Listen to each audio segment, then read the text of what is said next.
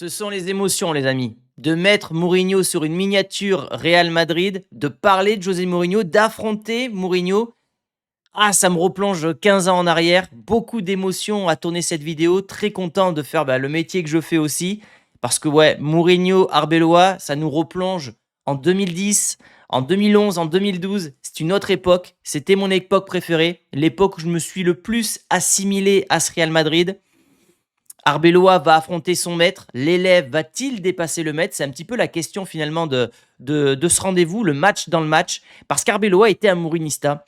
Arbeloa est un Mourinista et c'était un vrai soldat de José Mourinho. Alors, c'était pas le joueur le plus doué, mais c'était un joueur sur qui Mourinho pouvait compter. Alors, c'est pas le joueur préféré de Mourinho dans sa carrière, parce que je pense qu'il y a des mecs comme Drogba, Zanetti, Lampard, Terry, Sergio Ramos à une certaine époque, bref, les leaders de ces équipes-là.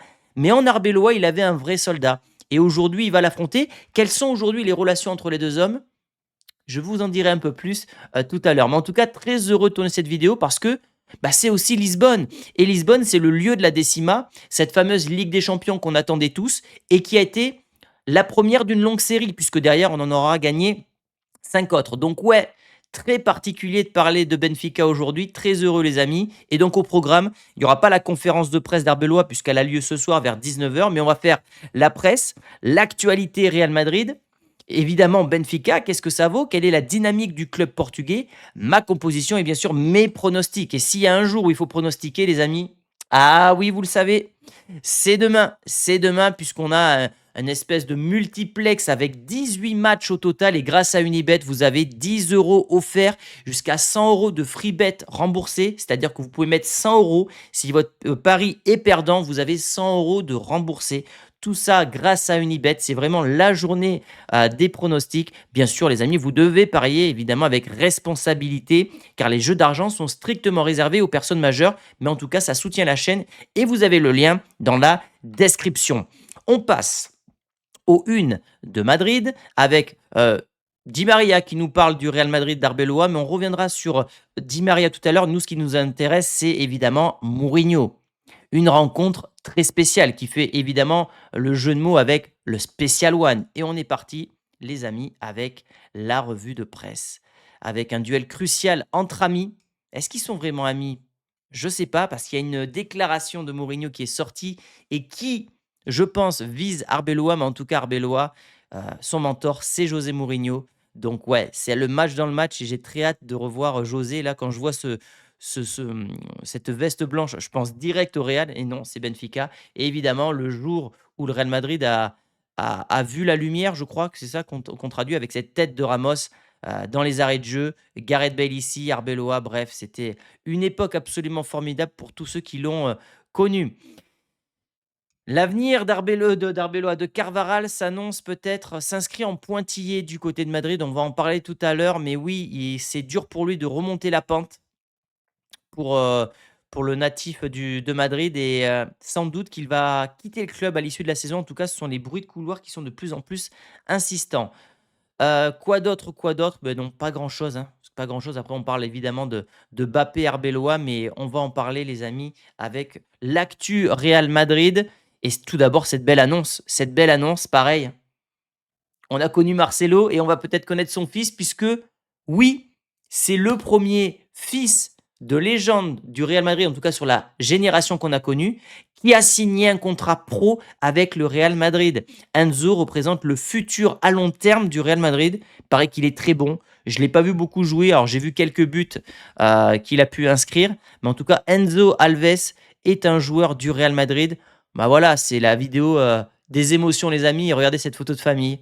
Ah, je trouve ça magnifique. Je trouve ça magnifique. Donc, ouais, très content de voir que le fils Marcelo pourrait devenir peut-être un titulaire du Real Madrid d'ici 5 ans. On ne sait pas. Mais en tout cas, très heureux de voir qu'il joue au Real Madrid. Carvaral, justement, son avenir est incertain. Étant donné que le Real Madrid travaille sur le poste de latéral droit, nous dit Mario Cortegana, il y a Trent, il y a possiblement Valverde, il y a le jeune Jiménez qui pousse également du côté du Castilla. On sent que ces blessures à répétition, ces graves blessures à répétition côté Carvaral, sont peut-être les blessures de trop. Et attention, parce que lui, il lui manque un trophée pour devenir le joueur le plus titré de l'histoire du Real Madrid en cas de saison blanche et en cas de départ. Modric resterait sans doute pendant de très très très longues années le joueur le plus titré de l'histoire du Real Madrid. C'est ça aussi peut-être l'objectif de Carvajal. À Madrid, on ne comprend pas comment Xabi Alonso n'a pas pu donner plus d'opportunités finalement à Hendrik. Alors moi j'aime bien le fait qu'on tabasse comme ça a posteriori Xabi Alonso. Quand c'était Ancelotti qui ne faisait pas jouer Hendrik, ça ne posait pas de problème. On parle des blessures sous Xabi Alonso, mais on ne parlait pas des blessures sous Zidane ou sous Ancelotti. Il y a vraiment de la mauvaise foi qui se dégage de ce club parfois, et ça me dérange énormément. Voilà, maintenant il est parti, vous l'avez sali, vous avez eu sa peau, mais maintenant foutez-lui la paix, quoi. Foutez-lui la paix, et je serais pas étonné que le karma nous frappe avec un Liverpool-Real Madrid cette saison. Et Hendrik, qui lui veut revenir au Real Madrid, il a envie d'avoir une vraie possibilité d'être titulaire, et si c'est pas le cas, il demandera à être prêté, et même prêté avec option d'achat. Moi, je pense que le mieux pour lui, honnêtement, de ce qu'il est en train de prouver en Ligue 1 et du côté de l'Olympique Lyonnais, c'est qu'il reste même la saison prochaine à Lyon. Voilà, il fait la Coupe du Monde s'il est pris. Il finit la saison avec Lyon, il joue l'année prochaine avec Lyon et il revient dans 18 mois avec un nouveau statut, peut-être de méga star de la Ligue 1. Et à ce moment-là, il rentrerait peut-être dans les plans du Real Madrid. Peut-être qu'à ce moment-là, il y aura plus Vinicius, plus Rodrigo, que Mbappé sera sur le déclin. On ne sait pas, le foot va très vite. Mais en tout cas, je serai lui, je resterai à Lyon. Rudiger qui devrait faire son retour mi-février. Alors lui, il s'est sacrifié un petit peu, ça faudra pas quand même l'oublier dans son passage à Madrid, puisque je pense qu'il vit ses derniers mois du côté de la Casablanca. Mais il va revenir mi-février, je pense qu'on est arrivé au bout du bout avec Rudiger. Pareil, corps maltraité, il a trop forcé dessus. Maintenant, est-ce qu'il peut pas nous dépanner dans quelques matchs d'ici la fin de saison? Je l'espère. Mais ça me paraît compliqué de voir Rudiger porter les couleurs du Real Madrid la saison prochaine, sachant qu'il est en fin de contrat. Trent, quant à lui, devrait revenir contre le Rayo Vallecano. Alors lui, c'est quand même la grosse tuile, la grosse déception de cette année. Je ne m'attendais pas à ça. J'avais été très hypé par le mondial des clubs, voilà, parce qu'il avait enchaîné 2-3 passes D.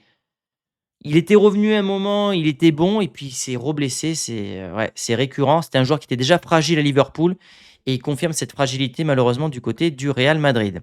On passe à la Ligue des Champions, et vous avez les probabilités de qualification dans le top 8 européen. Et on va le voir avec le classement juste après. Ça peut être chaud pour le Real Madrid si le Real ne gagne pas, parce qu'il y a beaucoup d'équipes qui vont terminer avec 16 points.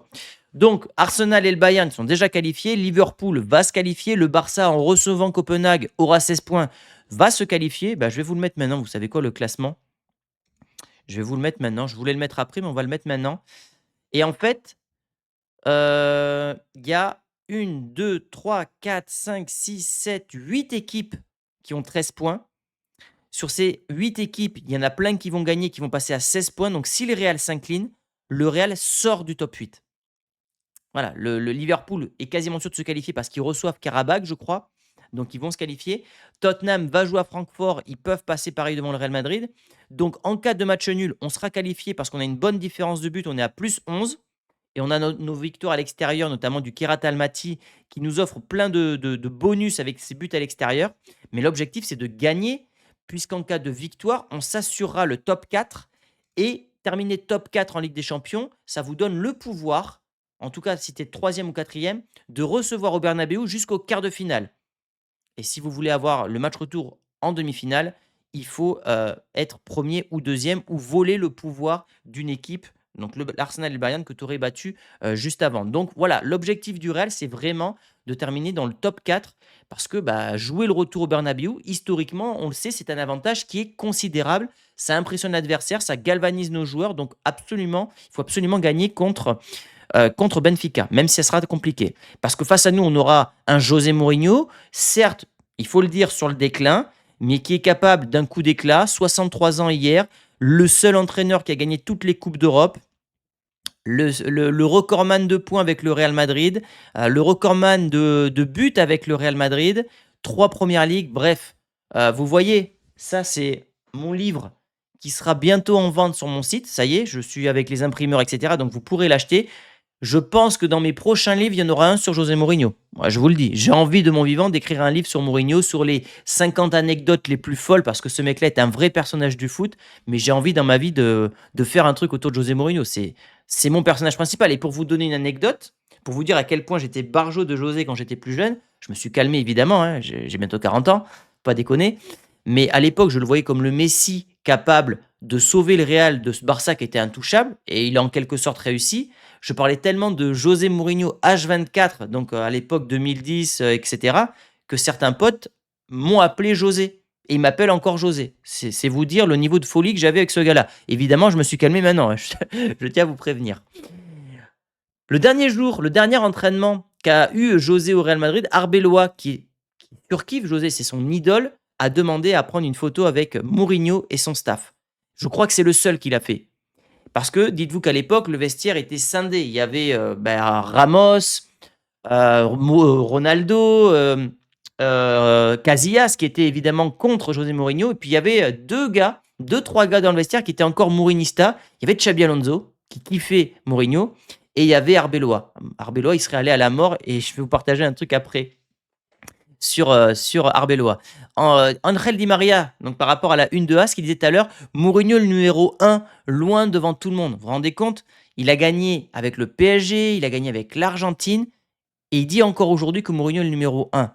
Pour tout ce qu'il apporte aux joueurs, à l'équipe et au club, il m'a tout donné et je lui en serai toujours reconnaissant. Il m'a soutenu pour rejoindre le Real après une Coupe du Monde 2010 où le Real va évidemment recruter Di Maria, Khedira, Ozil. Voilà, un recrutement post-Coupe du Monde incroyable qui n'avait pas été bonne pour moi sur le plan personnel. Il m'a accompagné pour être à ses côtés. Voilà ce que dit Di Maria. Comment il s'appelle Arbeloa qui dit que c'est un Mourinista, que c'est une manière très simple d'être soi-même, de ne pas avoir peur d'être comme tu es. Voilà, c'est d'assumer d'être comme tu es. Et Arbeloa, en tout cas, il a toujours dit que c'était un Mourinista. Maintenant, dans les faits aujourd'hui, je trouve qu'il est plus un Ancelotti ou un Zidane. Voilà, je trouve qu'il va pas au bout du bout, comme pouvait le faire Mourinho, qui pouvait mettre sur le banc un Casillas. Lui ne le fera jamais en tant qu'entraîneur. Donc, voilà, c'est un petit peu là. Et regardez ce que nous partage un journaliste de As. Si Mourinho disait à l'époque à Arbeloa de se cogner la tête contre le mur, il aurait défoncé le mur. C'est pour vous dire comment il serait allé à la guerre, comment Mourinho l'a pas endoctriné, mais l'a embarqué avec lui. Donc, évidemment que c'est un match spécial pour Arbeloa. C'est vraiment un match particulier parce qu'il va rencontrer son idole. Et voilà, donc c'est très important pour lui, je pense. Maintenant, Mourinho, il a eu une déclaration après sa défaite contre la Juventus où il a dit « C'est toujours une surprise quand des coachs qui n'ont pas d'histoire managent les plus gros clubs du monde. » Il ne parlait pas de Spalletti avec la Juve, puisque Spalletti a un gros palmarès. Il a notamment été champion d'Italie avec le Napoli. Mais peut-être qu'il parlait de Carrick avec Manchester, peut-être qu'il parlait d'Arbeloa avec le Real Madrid. Et je le répète, hein, si Arbeloa se casse la gueule avec le Real, il n'y a pas beaucoup de noms possibles. Zidane va prendre l'équipe de France. Alors certains vont me dire Deschamps, ok. Klopp, pas sûr qu'il revienne dans le monde du foot, même si ça serait évidemment pour moi le choix numéro 1. Et sachant que le Real a déjà fait revenir Ancelotti, qui était en perdition du côté d'Everton, de Naples, du Bayern, et que ça a fonctionné, je ne serais pas étonné, vu les relations très proches qu'ont encore Pérez et Mourinho, que ce dernier fasse partie d'une shortlist. Maintenant, on souhaite évidemment le meilleur à Arbeloa. Moi, ce que je veux, c'est que mon club gagne. Donc, je serai pour Arbeloa, je vous rassure, je serai pour le Real Madrid. Mais dans le cas où ça se passe mal, moi, je vous dis que c'est mon gros pari que ce gars-là peut revenir. Jorge Valdano, qui dit à propos d'Arbeloa, un entraîneur a des tactiques, mais il doit aussi gérer les émotions. Cela a été prouvé avec Ancelotti et Zidane, et peut-être qu'Arbeloa est en train de le prouver maintenant. Moi, je dis méfiance. J'ai pas l'impression qu'Arbeloa soit de nature à gérer ses émotions comme Carlo et comme Zidane. Il vient d'arriver, il est dans un rôle, il est dans son personnage. Maintenant, si demain les mecs redeviennent des tirs au flanc, deviennent des grosses feignasses, n'écoutent rien, je pense qu'Arbeloa va voir sa nature profonde ressurgir et va nous faire du Mourinho. C'est ma théorie. C'est ma théorie. Maintenant, il a compris qu'il fallait embarquer les joueurs pour réussir à Madrid. Il sait qu'il a que 6 mois potentiellement pour faire ses preuves et qu'il n'aura pas de deuxième chance en tant qu'entraîneur du Real Madrid. Donc peut-être qu'il prendra sur lui et qu'il va jouer son va-tout, aller chercher une Liga. La Ligue des Champions, ça me paraît prématuré encore aujourd'hui vu notre effectif. En tout cas, vu la mentalité de nos joueurs. Mais une Liga, ça me paraît possible. Et avec une Liga en poche, Arbeloa sera l'entraîneur, évidemment, la saison prochaine. Le classement, on l'a vu tout à l'heure, il n'y a pas forcément besoin d'insister, même si, attendez, je veux quand même vous montrer un truc.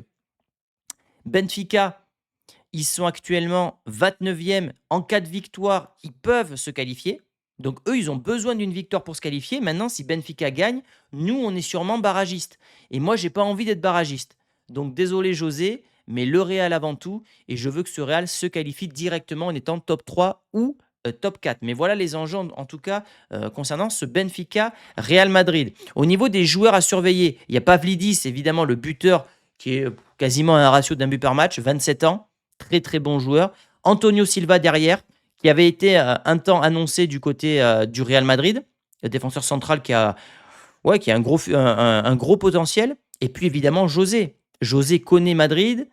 C'est un gars sur un match, il peut te préparer un plan pour t'empêcher de gagner. Et puis on va regarder la forme de ce Benfica. Alors ça, c'était une petite vidéo, mais on va pas la mettre. D'abord, les joueurs qu'il y a au Benfica, c'est quand même des joueurs qui ont une grosse valeur marchande. Bon, ça, c'est dans la stratégie des clubs portugais, mais c'est quand même de sacrés joueurs. En joueurs connus, il y a Otamendi, qui a gagné la Coupe du monde avec l'Argentine. Il y a Cabral, qui a mis un doublé ce week-end.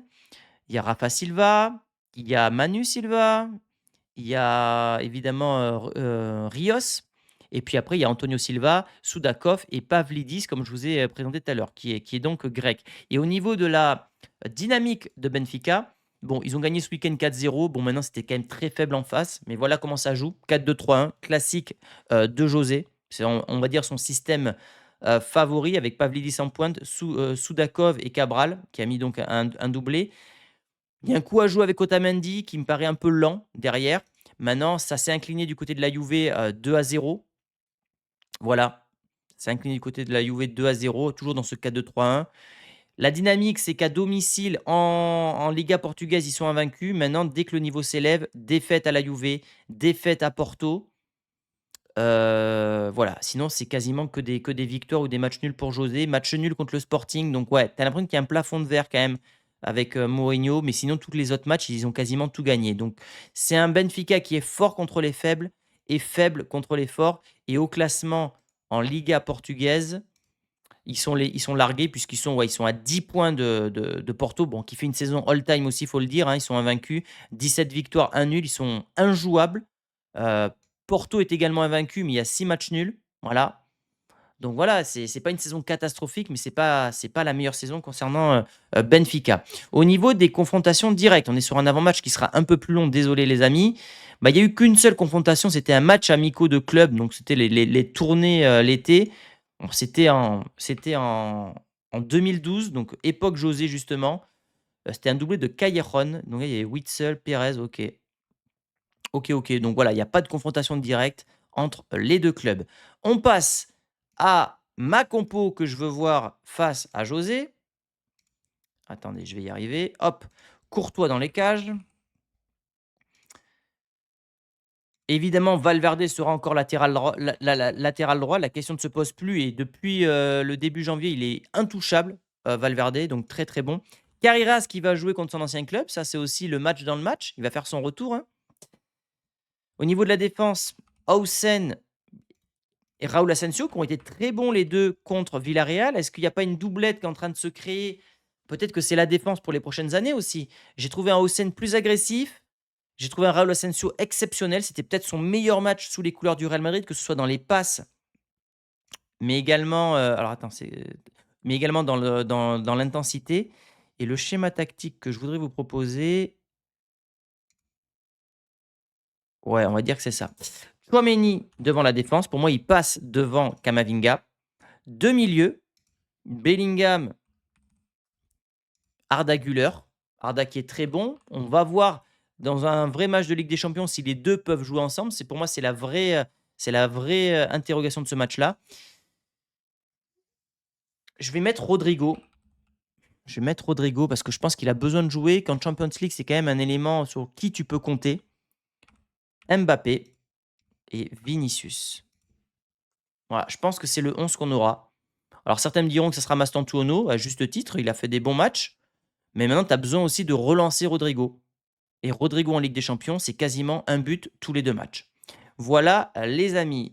Quelle est la prochaine étape? Vous la connaissez. Ce sont les pronostics pour une journée exceptionnelle.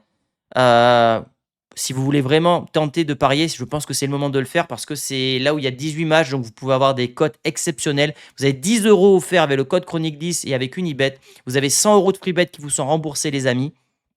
Donc c'est un partenaire historique. Vous devez parier avec responsabilité. Ce n'est pas une alternative au travail et surtout, vous devez jouer de l'argent que vous êtes prêt à perdre. Grosso modo, c'est ça l'histoire. Pas de jeu si vous êtes mineur, les amis. On passe aux cotes. Aux cotes, je mets bien sûr les mentions légales que je ne vois pas. Si elles y sont. Non, là, Unibet. Let's go, les amis, avec Benfica. Je découvre les cotes en même temps que vous. 4,60, 4,40. Victoire du Real à 1,68. J'ai envie de partir sur le Real qui ne perd pas. Match nul ou Real Madrid. Alors oui, c'est petit bras, mais j'ai pas envie de prendre de risques parce que ce Real est capable de faire le match nul là-bas. Parce que je sens que Benfica, ils vont jouer un gros match parce qu'ils peuvent se qualifier. Je vois pas Benfica gagner quand même, mais un match nul ou un Real match nul ou Real Madrid, j'aime bien. Ça me protège un peu plus. Évidemment, vous gagnerez pas beaucoup d'argent, mais vaut mieux ça que perdre. Donc je vais partir sur ça. But pour les deux équipes, oui. Oui, oui, oui. On va partir sur ça. Tac, tac, tac, tac, tac. Buteur multiple, non. Combo buteur et résultat du match, non. Celle-là, j'aime bien. Pareil, c'est pas ouf, mais Mbappé ou Vinicius, buteur ou passeur décisif, ça veut dire que si Vinicius fait une passe D, vous gagnez. Si Vinicius marque, vous gagnez. Si Mbappé marque, vous gagnez. Si Mbappé fait une passe D, vous gagnez. Alors, c'est pas des cotes énormes, mais maintenant, vous combinez ça avec ce que je viens de vous faire. Vous avez déjà une cote. La cote, elle est à combien? Elle est à 1,17, 1,47, 1,13, je sais plus, mais en tout cas, voilà, vous pouvez gagner ici la somme que vous voyez à l'écran. Au niveau du score exact, j'ai envie de partir sur un 1-1. Et si le score doit tourner en faveur d'un des deux clubs, je partirai sur un 2-1. Je vois pas énormément de buts. Je vois pas le Real s'imposer facilement. Je vois pas Benfica gagner, donc je partirai sur le 1-1 ou 2-1. Et au niveau des buteurs, remboursé s'il n'est pas titulaire évidemment, je vois Mbappé marquer, donc c'est-à-dire dépasser, battre le record de buts en phase de poule de Ronaldo. Évidemment, plus de matchs, mais voilà. Je vois, et potentiellement Vinicius ou Rodrigo. Rodrigo, il est là. Voilà, les amis, pour mes pronostics concernant ce Benfica Real Madrid. Donnez-moi votre prono dans les commentaires. Est-ce que vous êtes content de voir José? Qu'est-ce que ça vous fait? Et est-ce que vous pensez qu'on va terminer top 4? On se retrouve demain à l'issue de la rencontre pour évidemment le débrief à chaud en vidéo ou en live. Voilà, ça dépendra de mon humeur, de mon état de fatigue, etc. Je pense que ça sera en vidéo. Et puis après, on a une grosse semaine qui nous attend puisqu'on a un nouveau match ce week-end, les amis. Merci à tous pour votre fidélité. Je vous fais de gros bisous. À la Madrid et à demain. Ciao, ciao.